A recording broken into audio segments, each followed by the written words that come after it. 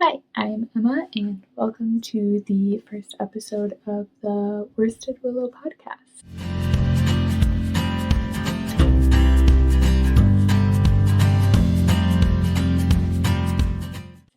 I'm a newer knitter and crocheter, so I'll be sharing all my making related things here with you guys, and I'm really excited.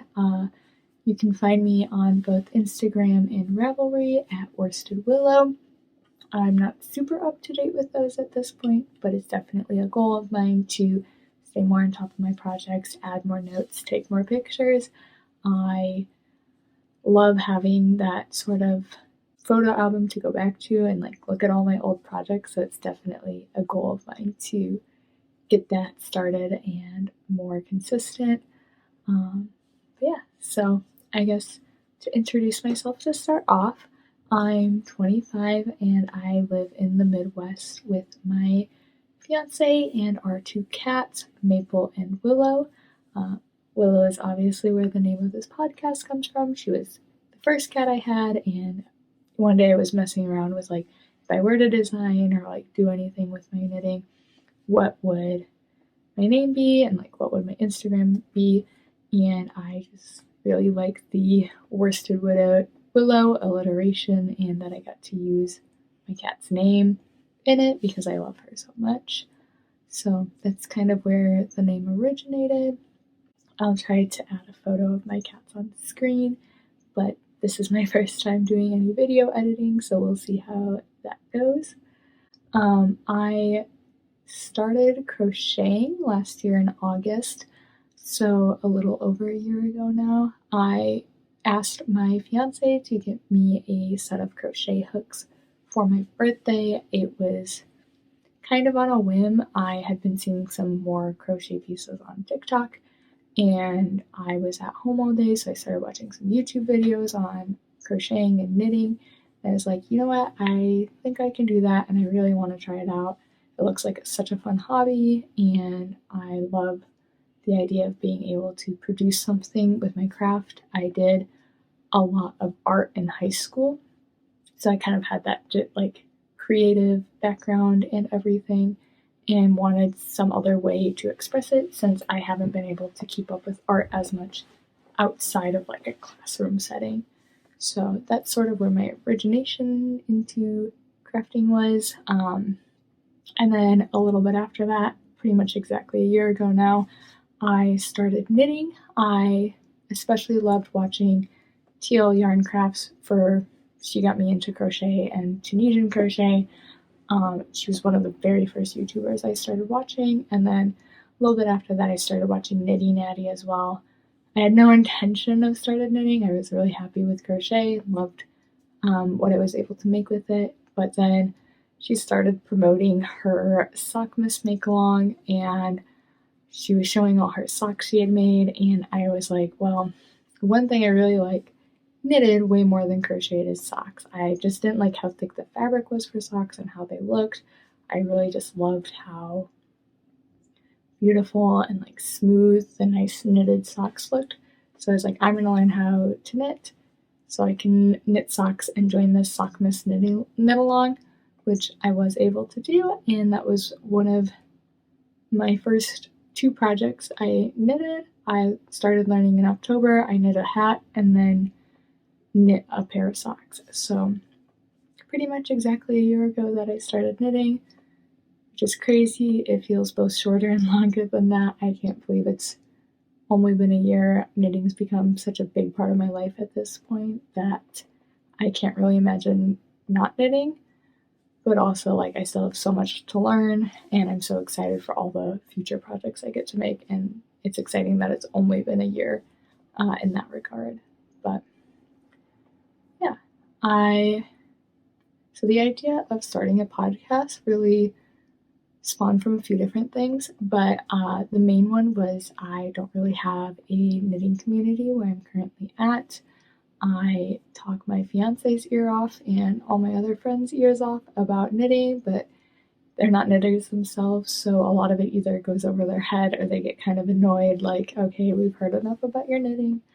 So I just wanted to have a place where I could share my projects, talk about them, get into more of the gritty details, and have a community that also loves making and loves doing projects like this.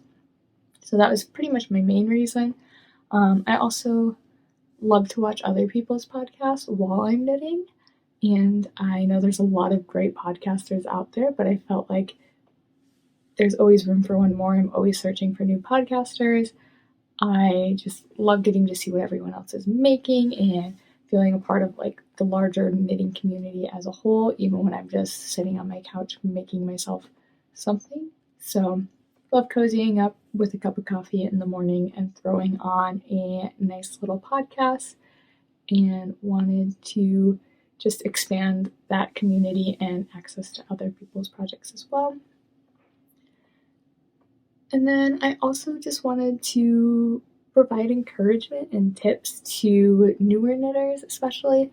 Like I said, I started only a year ago, and if you told me all the things I had knitted in this past year, I would probably not have believed you.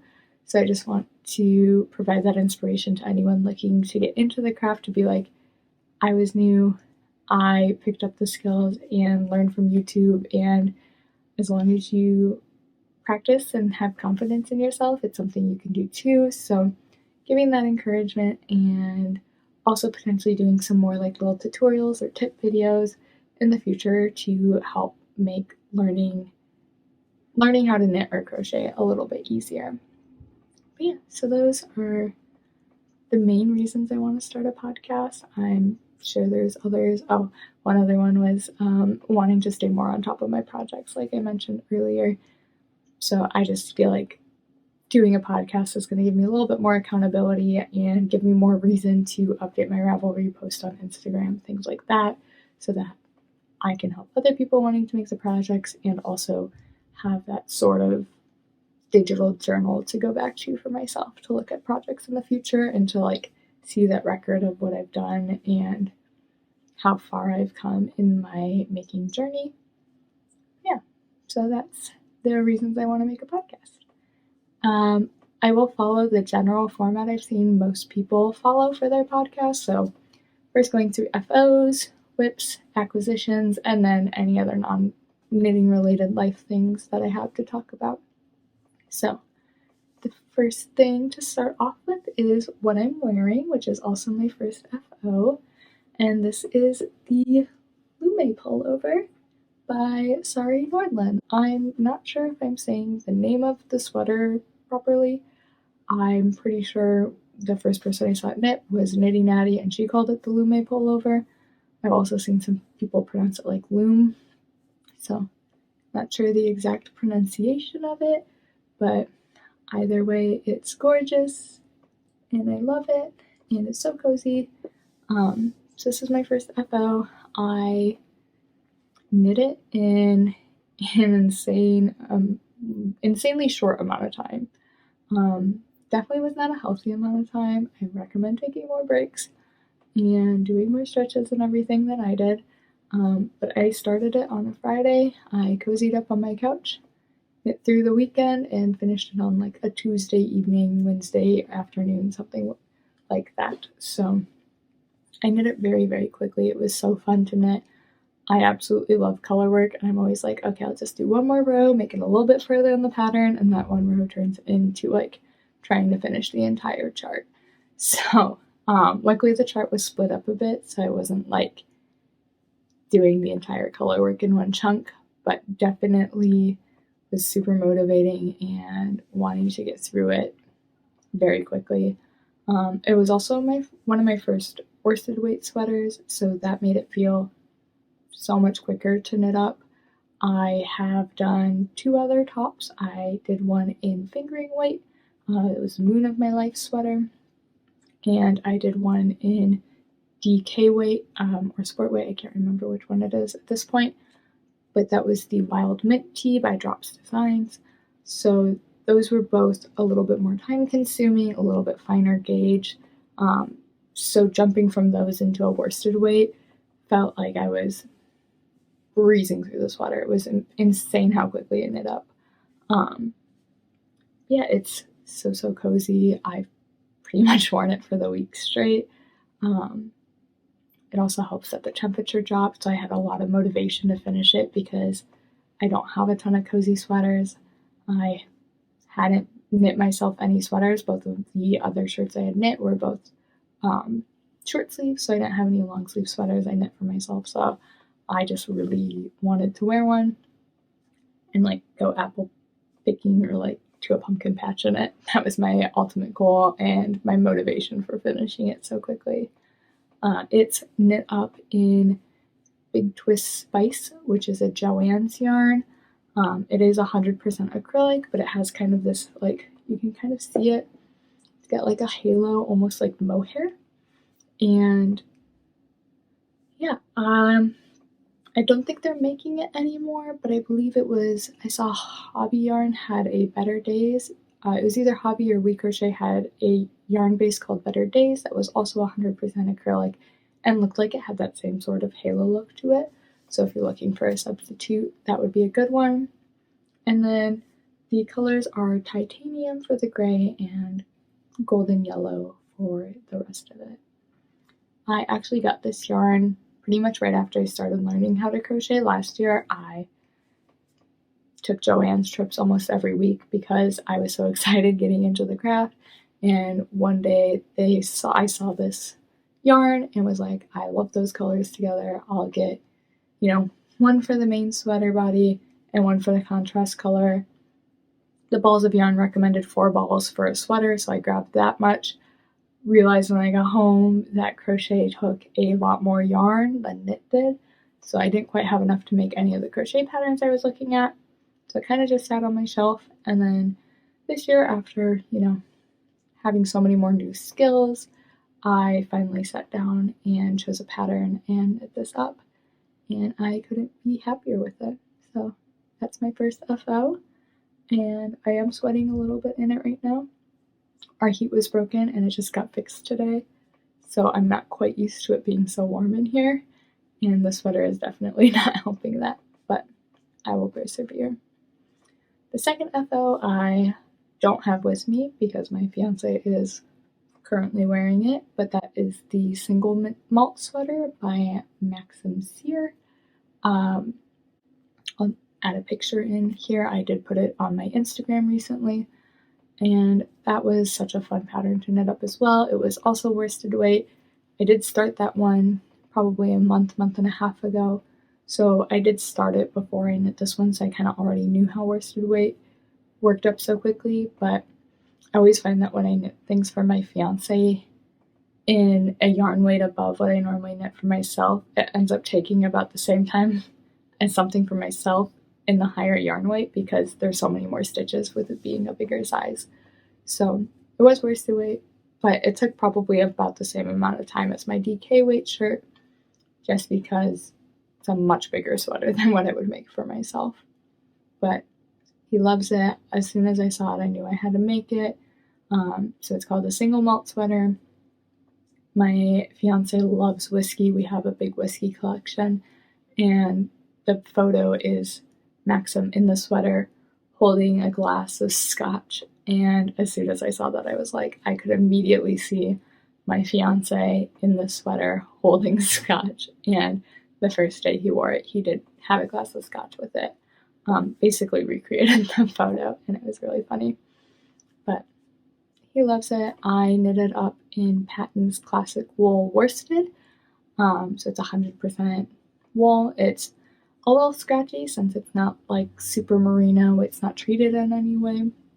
It's just a basic wool. And I use the dark gray mix yarn color.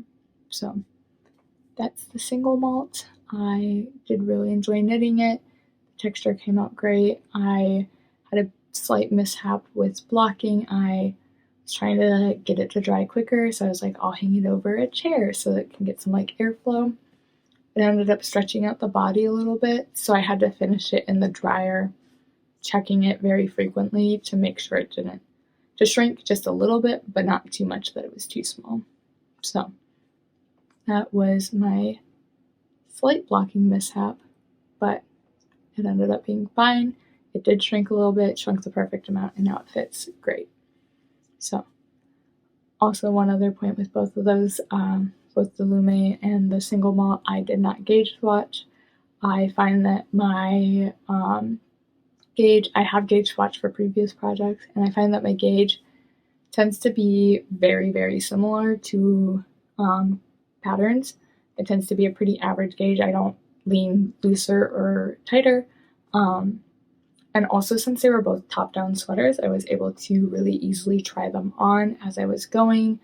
This one also is a little bit looser fitted, so I wasn't as worried about getting an exact size. And so I didn't gauge swatch, but I was entirely ready to like rip back and change something if I needed to, or like go up a size. So yeah, don't recommend doing that, but it worked out great in these instances. So on to my next and last FO.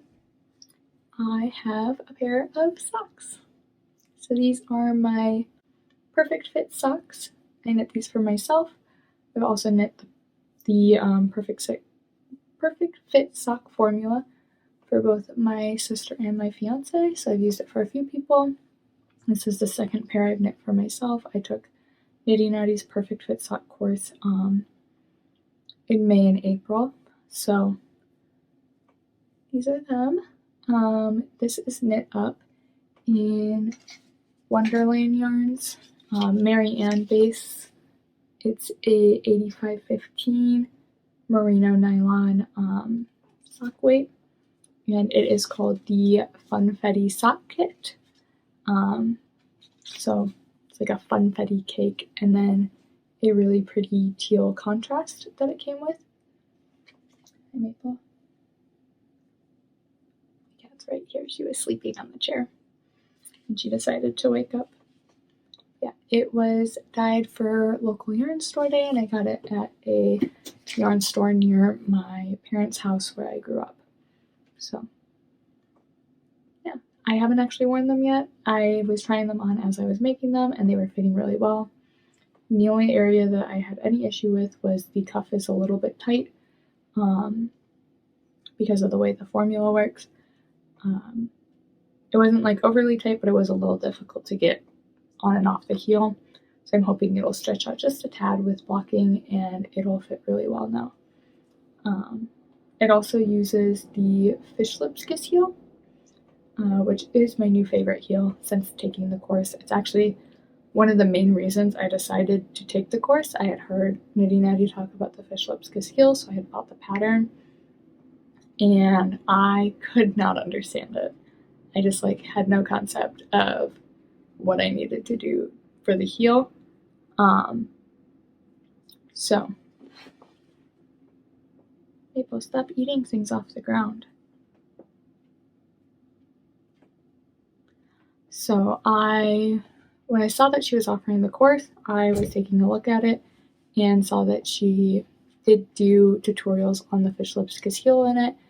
And aside from that, I just thought it would be really helpful to kind of get more of a background in the math of knitting, like how to use a gauge swatch to calculate changes and things like that in knitting. And it was really helpful. I definitely recommend it if you are newer to knitting or even more experienced, but you've never really made adjustments based on your own measurements and gauges. I definitely got a much stronger understanding of the math behind knitting, and then also learned the fish lips kiss heel.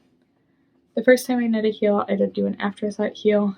I tried to learn short rows, and they just terrified me. I watched a few German short row videos, and I just could not grasp how to make the double stitch. So I had to take my cat out of the room, so there was a slight pause there. But I could not grasp the concept of making a double stitch. I don't know what it was about it, but it was just not clicking for me. So I did an afterthought heel. Then I tried a faux short row heel, which was you knit back and forth, but you actually drop all the stitches on the half of the heel you're working on, and then you pick up the stitches on your way back down. and it did work pretty well, but it was kind of hard to go into the stitches. And I find that both the aftershaw and that had a decent amount of gaps, so I didn't really like them. Then I did a German short row, which I did figure out how to make the double stitches for, but I did have some gaps with that as well. And now I did the fish hibiscus heel, and I've never had issues with gaps or anything. I think just the way my tensioning works really, really well. So you can see no gaps even with the contrast heel, and they're beautiful. I'd wanted to get these done more in summer. I had started them probably late July, but I knit the first one really quickly and then started on the second one, and for some reason I just didn't want to knit the cuff ribbing, and so I took a really long pause on them. And then we were at an ultimate frisbee tournament, and I just stood on the sidelines and was working out of my crossbody bag and standing and knitting, and I made it all the way through the heel that day from the cuff, so did a lot on it, and then it was so easy after that.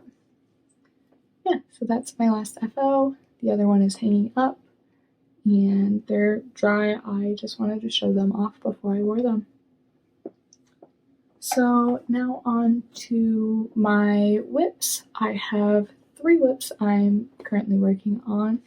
The first is my largest whip, or I guess it's not my largest whip, my most complicated whip. I have one complicated one travel one, and then one ongoing one that's not as active, but I have been working on it pretty regularly recently. I'm just trying to take my first one out of the box, and it's being difficult.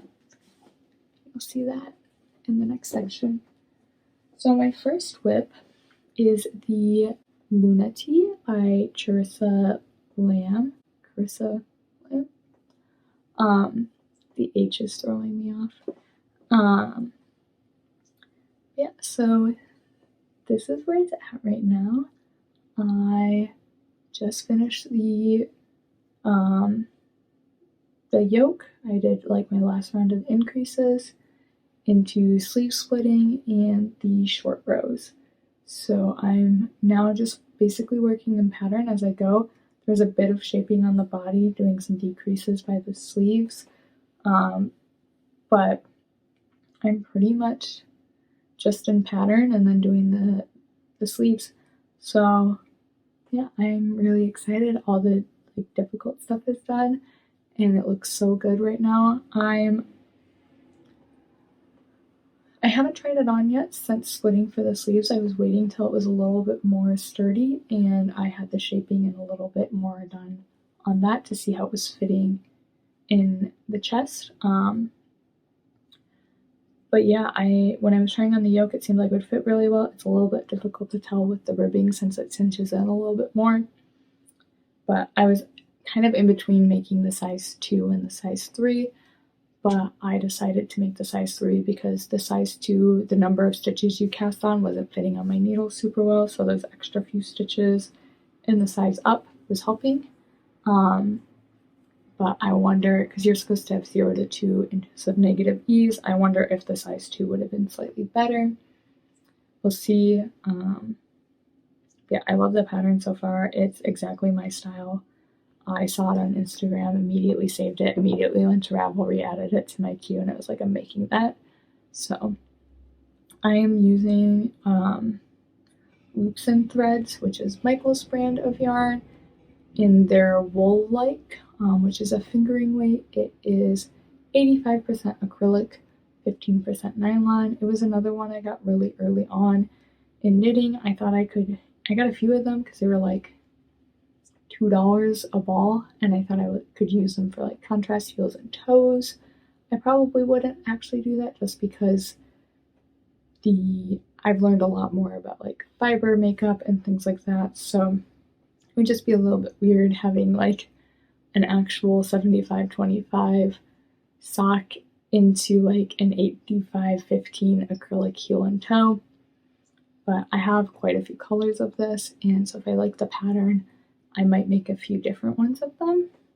So this is in the color beige, and it's just going to be like a really nice basic cream top that I can wear to work or, more casually. I think it'll be a little bit dressier. I have a few other tops that do this sort of like vertical ribbed shaping outline sort of look, and they are my favorite tops, so I'm so excited for this one. It is pretty lightweight and sheer, so I'll definitely have to wear stuff over it and under it, but with it getting colder, it's not going to be like a standalone top at this point. But that is my Lunati.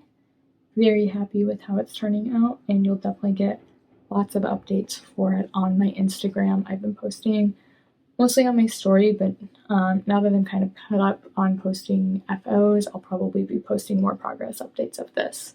So that's my main selfish knitting project right now. And then my next whip is a gift knit, and it's for my dad for his birthday coming up, and it is a Musselburgh hat. So here is the hat. I am knitting it in Northern Bee yarn. It's a dyer up in Wisconsin, and it's in the Studio DK base in Midnight is the color. It's a 100% superwash merino DK weight, and I love it. I've knit a few Musselburghs. I knit 2 last year. One was a gift knit to my fiance's brother, and one was for myself, but I've never done a DK weight Musselburgh. I knit a hat, or I actually crocheted a hat last year for my dad. It was one of my first projects. I used a fingering weight yarn, but I didn't quite understand like increasing and stuff, so it ended up being really pointy. I made it too long and it was a little bit pointy. So my dad asked if I could knit him a different hat in the same color. Unfortunately, I could never find the fingering weight colorway again, but I did find a DK weight, and I made him a scarf for Christmas last year with the DK weight of this color. So I picked up the DK weight last year to hold on to for making a new hat for this year, and I'm happy I did because I don't think they dye this colorway at all anymore. And yeah, I'm doing the DK weight one. I'm using US 5 needles, and I'm getting about 5 stitches per inch. So the only concern I have so far with it is I only have 230 yards. So for the Musselburgh, I will be cutting it pretty short for my stitch gauge, and I'm making the adult small. But I'm not super worried because my dad said he wanted a pretty fitted hat. I made one for myself last year, and it was more fitted. I didn't do the double fold over, and so I think as long as I'm not planning to do that, I should have plenty of yarn. So yeah, it's knitting up super quickly. I've only worked on it a few times, and usually like while I'm out at like dinner or church or something like that.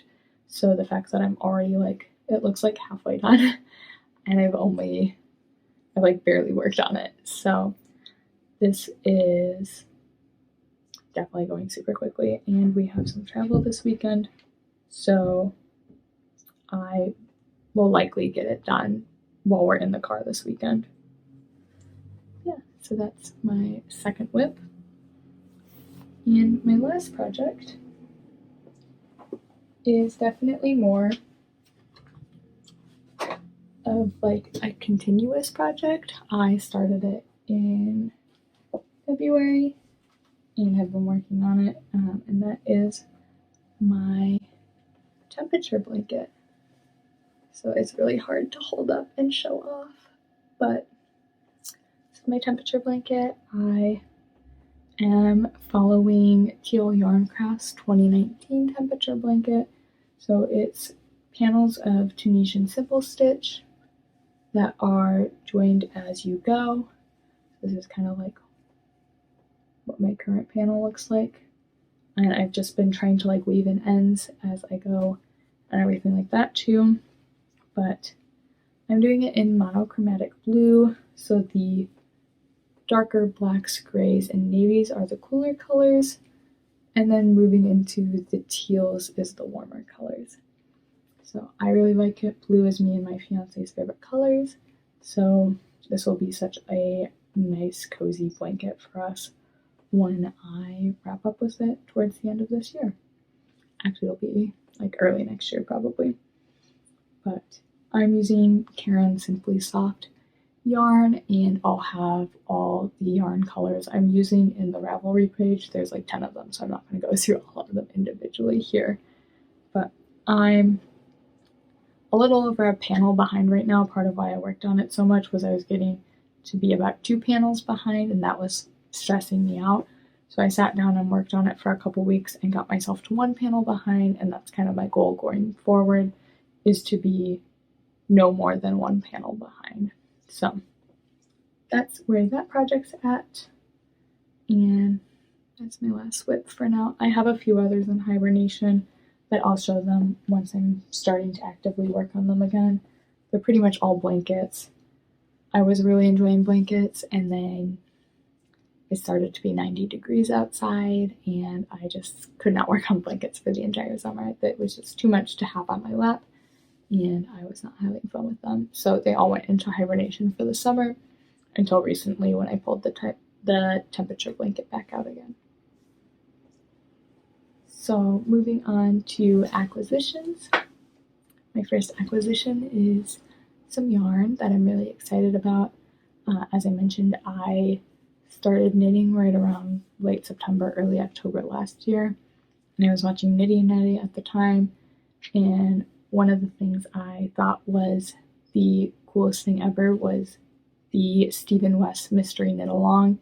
I thought it was such a cool concept for everyone to like go out, get really beautiful yarn, work on this project, and like not even know what they're working on, but be part of this like larger community and like just have a really cool finished project at the end of it. So I definitely did not do that last year because I was brand new at knitting. I wasn't even comfortable with the purl stitch, and so didn't do it last year. Very, very excited to be joining in this year though. I don't know if I would have expected only a year later to be at a point where I feel comfortable enough with knitting. My one reservation going into it is I've done most of my projects in the round and shawls are knitted flat. I've had a lot of like edging tension issues with knitting flat, but I've been working on that recently, so I'm hoping that it'll be good to go and everything like that. I need to do my gauge swatch, and I'll be practicing it more with fingering weight yarn when I do that, so hopefully it goes well. But starting out with my main color, it's this, it's all over the place, this beautiful variegated yarn that's like mostly lilac with some white, darker purples, and some oranges. And this is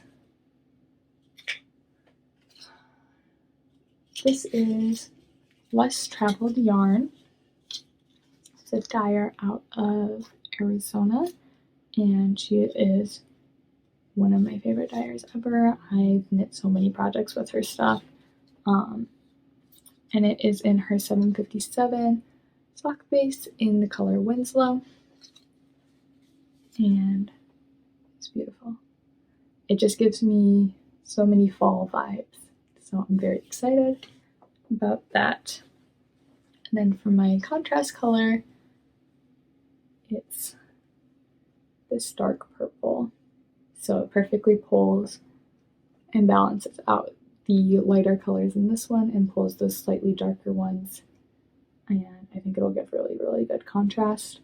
Yeah, this one is called Wine on the Dock by Northern Bee Studio, so the same dyer as my Musselburgh hat.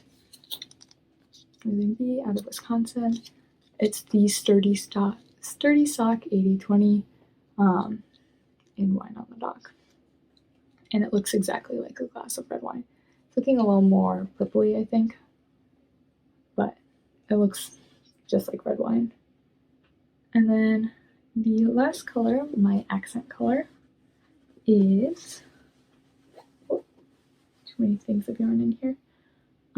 This orange color. So then pulling out the orange in the main color, and I think it's nice because it's pretty vibrant, but it's not like in your face, and since it has that orange in the main color, it's sort of balancing it out really, really well. And this one is also a less traveled yarn, 757 base in the color Sedona. So I am just in love with how these three look together, and I'm so excited for the future shawl that they're going to be, and just beyond thrilled to be a part of this make along. I will probably gauge swatch tomorrow, and then cast on is on Thursday, so only a couple days out now, and I'm mildly upset that we're traveling this weekend because I just want to like work through it as quickly as possible. I've been waiting so long for this pattern to come out, and it's finally going to come out, and we're leaving the next day, so we'll see how far I get on it on Thursday before I head out. And going forward, I'll obviously make sure that any updates about the shawl, I'll have spoiler alerts for us so that I'm not ruining the design for anyone else who's participating and might be working through it at a slower pace. My goal is to stay up to date on the clues. I have a lot of free time to like sit at home and knit, so I think it'll be pretty feasible, but we'll see. I'm not putting too much pressure on myself, but I also know I'm really excited about it, so I'll probably be able to keep up with that. And then my other two acquisitions are non-yarn acquisitions. My first is what I'm very lovingly referring to as my knitting tackle box. So it's not fitted properly right now.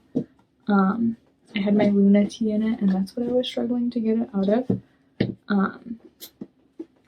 Yeah, so this is the Della Maker's train case. And I saw this at my local yarn store a couple weeks ago and decided I had to have it. The main reason I like fell in love with it, besides it being super cute and like really sturdy, is it has these little holes on each side of it, so that when you open the case and you take out the little tray, you can just put the balls of yarn in there, put the tray back in, close it, and have the yarn come out the sides.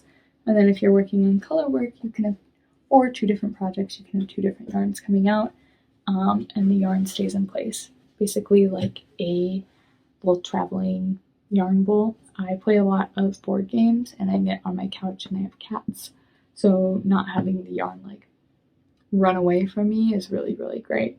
And sometimes when we play board games, we go to people's houses, so being able to just pick it up and take it with me has been a game changer. The other thing I love is that this lid is metal, so you can put magnets on it and keep all your pins safe. And then I have like all my other notions just kind of easily accessible here on top. But yeah, this is like my new favorite project bag. The one sad thing is it doesn't really fit in a purse, and it's not really a purse replacement, so I don't take it with me as often, but when I have the need to take something like this with me, it is absolutely perfect. It's definitely got its own little use case, and super, super sturdy. And my last acquisition is my Chagu interchangeable set. I've always really loved the Chagu red lace needles. I fell in love with them watching Natty and knitting magic loop socks with them. The cables are just by far my favorite cables I've tried out at this point, and so I got the small interchangeable set, which is the US 2 through US 8. I had a lot of like US 1, 1.5 size needles for knitting socks already, but I didn't have some of the higher, the the larger needle sizes. I don't really knit with chunky yarns. I don't typically go above a US 8 anyways, but starting to do sleeves on sweaters, I was either having to use DPNs or my other interchangeable sets, and the cables on those ones just don't work as well for Magic Loop. So now I can have a dedicated set for doing Magic Loop, and I only had to buy the cable instead of like a bunch of different sizes of needles. So that's my interchangeable set. I think pretty much all my projects are on them right now. I know my Musselburgh and my Lunati are both on it, and I used it for the sleeves on this sweater and the sleeves on the single malt. I even had to like use the same needle size for the single malt like ribbing as I have to use for the Lunati, so I was like really easily able to change the tips off of the Lunati, put some stoppers on it, and then knit the sleeve of the single malt and then switch it back. So very, very nice to have that flexibility and not like have to move everything to waste yarn or barber cords. So yeah, just a smaller little acquisition, but I love it. Also, I knit the Lume sweater with my Likey copper needles, and I definitely think the heaviness was adding to the strain on my wrist by the time I was done. Normally it doesn't bother me, but just knitting so much in such a short period of time, I think really got to me. And so being able to switch to the Chagu when I got those delivered was really nice since they're so lightweight being aluminum. Yeah, that's it for my acquisitions and all my knitting related stuff. So not too much going on in life right now. I work full time and I'm in a master's program, so I do a class each semester.